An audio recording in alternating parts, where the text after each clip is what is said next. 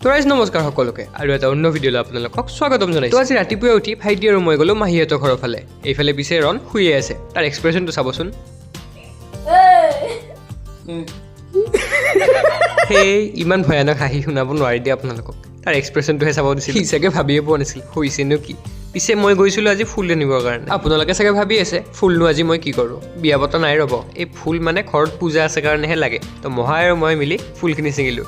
এইফালে ভাইটিয়ে আকৌ বেলপাত ছিঙি আছে, লিঅ' পিছে আমাৰ ছিকিউৰিটি গাৰ্ড, আৰু এইফালে মা আৰু আইতাই মিলি পেলাই কিবা কিবি বনাই আছে। পিছে পূজা যিহেতু ৰাতি, গতিকে আপোনালোকৰ আশীৰ্বাদ লগা দেহাটো লৈ মই গ'লোঁ জিমৰ ফালে। নিজকে বোলো অকণমান ভিডিঅ'তে এক্সপ'জ কৰোঁ, সেই বুলি মই বহি ল'লোঁ আইনাখনৰ সন্মুখত।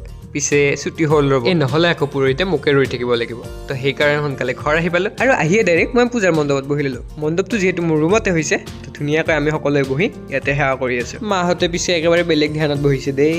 এইফালে আকৌ আমাৰ যজ্ঞ আৰম্ভ। পিছে চাব লগা পৰিৱেশটো ওপৰ ফালেহে হৈ আছে, এই একেবাৰে ধোঁৱাৰে ভৰ্তি হৈ আছে। ফিল্ডটোতো এনেকুৱা হয় যে মই শ্বিলঙতে আছোঁ নেকি। বাৰু লগ পাম এটা নেক্সট ভিডিঅ'ত, তেতিয়ালৈকে বাই বাই।